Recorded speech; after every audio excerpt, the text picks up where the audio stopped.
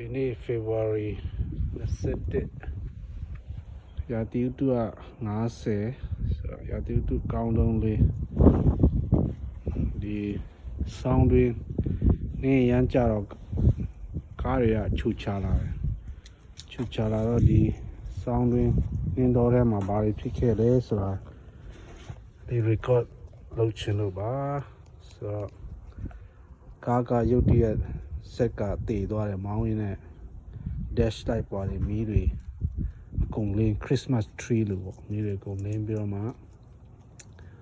ထိုးရက်မလို့ဖြစ်တယ်အိမ်တော့ရောက်လိုက်သေးတယ်အိမ်ရောက်ပြီးတော့ခဏကြာတော့ဆက်ကထိုးရက်သွားတယ်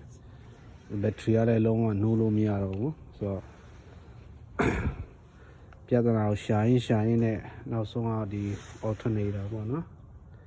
ဒီ alternator မကောင်းဘူးပြီးတော့ဘက်ထရီကလည်းခုနှစ်နှစ်လောက်ရှိပြီဝယ်ကြရတခါတော့လဲပြီးပြီဝယ်ကြရအဲ့နောက်ပိုင်း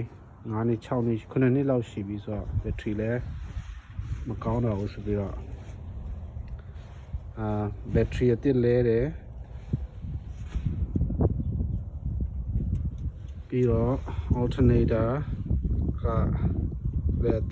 အစ်ဆိုပေမဲ့ဒါ remanufacture လို့ခေါ်တယ်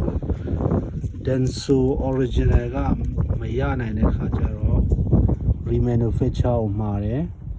ကိုယ့်ရဲ့အဟောင်းကိုသူတို့ပြန်ပို့ပေးရတယ် call ဆိုပြီးတော့ပေါ့နော်သူကcall service ဆိုပြီးတော့ကျွန်တော်90ကျွန်တော်ပြန်ပေးတယ်နောက်တစ်ခုကဒီ serpentine belt လေးရတယ်ဟိုနောက်မှာဖြူရင်းနေရတဲ့ tensioner belt လေး tensioner လေးရတယ်ဟိုနောက်က power steering pump လေးရတယ်ဘာကြောင့်လဲဆိုတော့ဒီ tensioner ကဒီ hydraulic tensioner ကသူကကြာလာတဲ့ခါကျတော့သူလည်းတိတ်ပြီးတော့ tension မရှိတော့ဘူးပေါ့နော်မတင်းတော့ဆိုတော့ဒီ serpentine belt လဲတဲ့ခါမှာပေါ့နော် belt လဲတဲ့ခါလဲတင်တယ်ပေါ့နော်အဲကြောင့်လဲဆိုသူတက်တန်းလေးကုန်ပြီသူရဲ့ဒီ belt လဲသူတက်တန်းကုန်ပြီပေါ့နော်ပြီးတော့နောက်တစ်ခုကဒီ engine torch mount engine mount လဲတယ်ပြီးတော့ဒါ power steering pump လဲတဲ့ကြောင်းရင်းက power အကုန်ကောင်းတယ်ဒါပေမဲ့ဒီဖူးတွေကနည်းနည်းသူကစားတယ်နည်းနည်းဘယ်ညာကစားတာပေါ့နော်ဆိုတော့အားလည်းတစ်ခါလေးလဲလိုက်တယ်ဒီနောက်မှာပေါ့နော်ဟိုနောက်ဆုံးကအဲ့ကောင် power steering pump တော့ဒါခုနပြောတဲ့torch mount ပေါ့နော်အဲကြားလာဒီကောင်ဒီ rubber တွေကအကုန်လုံးကြည်မောက်ကုန်တော့ပြင်ရမခိုင်တော့ပြီးတော့ power steering pump နဲ့တော့ power steering fluid လဲflush လုပ်လိုက်တယ်ဆေးလိုက်တယ်နည်းနည်းတော့ပူတန့်တယ်လို့ပဲအရင်ထက်ဆန်တော့လဲလိုက်တယ်ဆိုတော့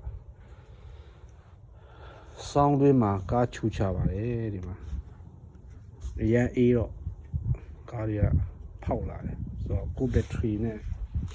အဲဒီ electric ပိုင်းတွေပေါ့နော်ဖောက်များတယ်နောက်တစ်ခုကတော့တာယာတွေကလည်းလေခဏရော့တယ်ဒီ beige ခေါ်တာပေါ့ဒီကြားတဲ့နဲ့လေရော့လာကြားလာတန်ရှင်းလုပ်ပြီးတော့မှတချို့တွေကအဲ beat ကို strict လုပ်တဲ့ဆေးတွေတုပ်ပြီးတော့မှပြန်ပြီးတော့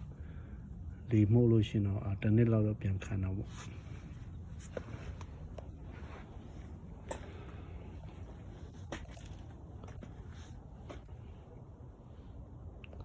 ဒီကမာလေး2000ကျော်ပြီဆိုတော့သူလဲ US ရောက်ကြတဲ့အခုပြုစုလာတာအခုထိပါပဲမလွတ်ပြည့်ရဲဘူးအားကြောင့်သူနေမကောင်းတဲ့ခါမကောင်းတဲ့နေရာလေးတစ်ခုပြီးတစ်ခုလိုက်ကုစားနေတာ